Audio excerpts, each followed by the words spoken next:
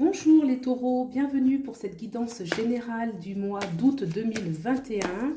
On demande au tarot de Rider-Waite de nous donner les énergies de ce mois d'août, les énergies générales sur le plan professionnel, sur le plan social, sur votre plan sentimental, pendant toutes les énergies de ce mois d'août.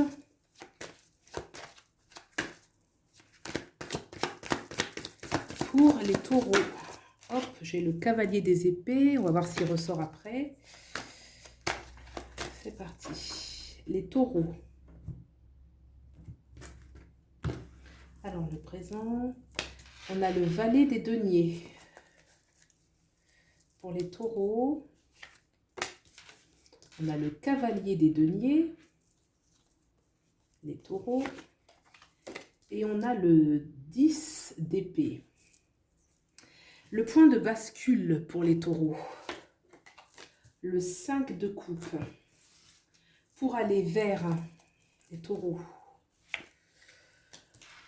le 3 d'épée, allez, pour aller vers le chariot, arcane majeure très importante, très positive, et l'ermite. Alors, on va couvrir après, d'accord? On fait une première lecture. Moi, de ce que je vois dans les énergies, ici, c'est le présent, le point de bascule et ce vers quoi vous allez, le futur proche.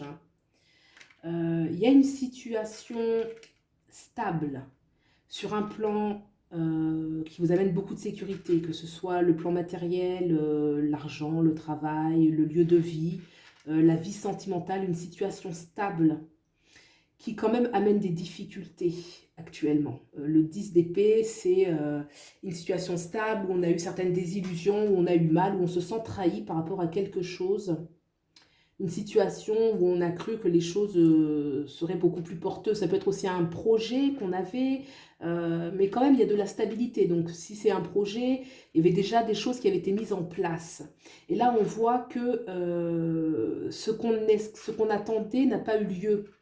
Et donc, il y a une certaine blessure.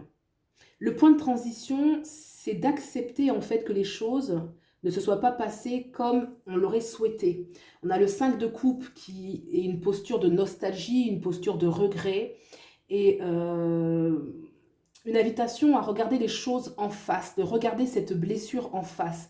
Cette blessure liée à ce valet des deniers, ce cavalier des deniers qui me parle moi, ça peut être sur le plan sentimental, une personne avec qui vous auriez voulu bâtir quelque chose ou bâtir davantage. Ça peut être sur le plan professionnel, peut-être la carrière, quelque chose qui menait bon train mais qui là ne va plus. Donc il y a une nécessité de regarder les choses en face, d'accepter un petit peu ces faits, les accepter, c'est parce qu'elles sont là a priori et que voilà, une fois que vous aurez fait entre guillemets cet accueil, ce deuil, il y a cet arcane majeur du chariot. Et le chariot, il vous dit clairement que là maintenant, il faut passer à autre chose, quelque chose de très dynamique, de très porteur. Le chariot, c'est aussi un réveil intérieur où on se dit, allez, ça y est, maintenant je me bouge, je prends de l'avant. Et cette énergie, il va falloir la tenir un certain temps, puisqu'elle dépend aussi de sa propre dynamique intérieure. Mais une chose est sûre, c'est qu'il y a de la force, il y a de la capacité à aller loin avec le chariot. C'est une carte qui peut aller très loin si on est persévérant. On nous dit aussi que c'est possible de se retrouver un peu seul. L'ermite, c'est une carte qui parle bien évidemment d'un certain retrait, d'une certaine solitude, mais c'est très relatif parce que l'ermite, c'est une carte qui permet aussi de se recentrer sur soi. Et alors, on va faire le point vraiment sur ce qu'on doit faire dorénavant, que ce soit sur le plan professionnel, le plan sentimental, mais qu'il y a une nécessité d'accepter une certaine solitude et aussi une certaine profondeur. Alors, on va couvrir tout de suite. Alors, moi, je vais couvrir ce 10 d'épée ici. J'ai vu le cavalier des coupes. On va couvrir le 3 d'épée, le valet des épées. Je vais couvrir le chariot. Le chariot. On a le roi des épées. On va couvrir l'ermite. J'ai le roi des deniers. Et on va couvrir le cavalier des deniers ainsi que le cavalier, les deux cartes ici. Qu'est-ce qu'il nous dit ces deux cartes en synthèse? On a le 8 de denier. Donc je pense effectivement que vous étiez dans une situation de construction, une situation dans laquelle vous étiez investi. On a le 4 d'épée hein, qui nous parle de prendre le temps de se reposer en dos deck. Donc voilà. Alors oui, vous étiez dans une situation professionnelle, sentimentale, dans laquelle vous étiez investi, impliqué, vous espérez un résultat à la hauteur des efforts que vous y avez mis. On a le cavalier des coupes en dessous du 10 d'épée. Effectivement, ça peut être une désillusion qui fait mal au cœur. Ça peut venir d'une personne que vous aimiez, ça peut venir d'un travail aussi que vous aimiez. En tout cas, c'était quelque chose auquel vous étiez quand même attaché, dans lequel vous étiez impliqué et qui vous amenait beaucoup de bien-être, de sécurité. Alors, en dessous du 3 d'épée, effectivement, on a le valet des épées qui parle que là, effectivement, il peut y avoir des communications aussi qui font mal. Il peut y avoir des blessures par rapport à certains points de vue divergents, certaines discussions qui font mal, un idéal qui n'est plus. Le valet des épées, quand même, vous donne... derrière cette blessure, il y a une capacité de voir clair et de trancher. Hein. On a le valet des épées, le roi des épées. Le roi des épées, là, c'est une énergie en dessous du chariot où on est quand même déterminé à reprendre un petit peu son destin en main, à reprendre voilà, les cartes un petit peu de sa vie et de faire quelque chose de nouveau avec une attitude beaucoup plus mature. Hein. Le roi des épées, c'est une énergie très... qui est à la fois sereine, mais qui est à la fois terre à terre, dans le sens où on est visionnaire pour sa vie, on est pragmatique, on accepte un petit peu de faire les choses différemment. Avec le roi des épées, on reconstruit les choses avec intelligence, hein, entre guillemets, ça ne veut pas dire qu'il n'y en avait pas, mais en tout cas, on a grandi. Hein. Il y a une énergie avec le roi des épées où on prend les choses en main et on va faire différemment et on va faire les choses mieux pour que ça réussisse. Hein. Le roi des épées, c'est quelqu'un qui est extrêmement intelligent, qui a une certaine autorité aussi sur sa vie. Donc ce chariot... Avec le roi des épées, c'est quelque chose de très intéressant parce que le chariot, il y a une notion toujours de persévérance et le roi des épées, il est tenace. Hein. C'est vraiment une énergie de persévérance, de ténacité, d'endurance, un petit peu que vous avez les taureaux hein, dans votre potentiel archétypal.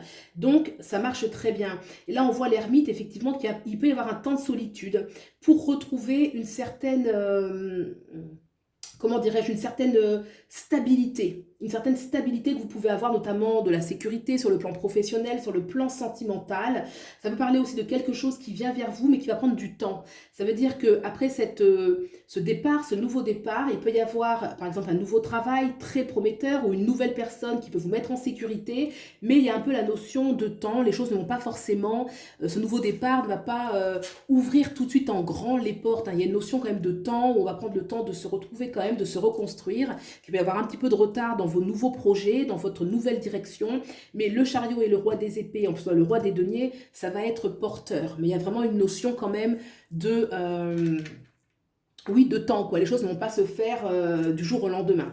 Alors maintenant, on va demander au tarot, la forêt enchantée, de bien vouloir nous donner un message qui va être un petit peu le message clé à comprendre de ce tirage. Soit le message clé ou soit un message supplémentaire. Allez, message clé pour les taureaux, pour ce tirage. Message clé pour les taureaux, un message clé pour les taureaux. Et c'est parti.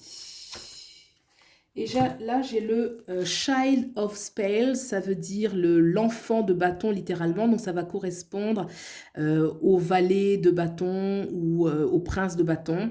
Donc c'est une énergie en fait qui vous demande de... vous voyez, on voit un enfant qui s'amuse en fait, hein. Il est en train de s'exercer à faire de la magie sur ce petit lapin. Donc il s'exerce à quelque chose de nouveau et il prend plaisir à le faire. Il part un petit peu, il y a une énergie où on recroit en soi, parce que peut-être qu'il y a des désillusions, des blessures, qu'on a l'impression qu'il peut y avoir comme une sorte de son monde, un petit peu son monde qui s'écroule. Et en fait, on vous dit non, vous avez encore cet enfant en vous qui a envie de s'émerveiller, qui a envie d'apprendre, qui a envie de s'amuser. Et voilà, cette énergie du chariot avec le roi des épées, je pense qu'on sort un petit peu d'une énergie qui a pu faire mal, notamment on laisse ici le point de bascule, hein, laisser cette nostalgie, le passé. Toute cette nostalgie, ça a une énergie en fait qui est assez ancienne. On n'est pas dans le présent, on n'est pas... Parce que dans le présent, il y a la spontanéité en fait de l'enfant de bâton. Donc on vous suggère vraiment de retourner à cette spontanéité, de croire de nouveau en vos rêves. Voilà ce que je peux dire pour vous pour ce mois d'août. J'espère que vous avez trouvé des éléments de réponse par rapport à tout ce que vous traversez actuellement. Et puis, prenez bien soin de vous et je vous dis à bientôt. Au revoir.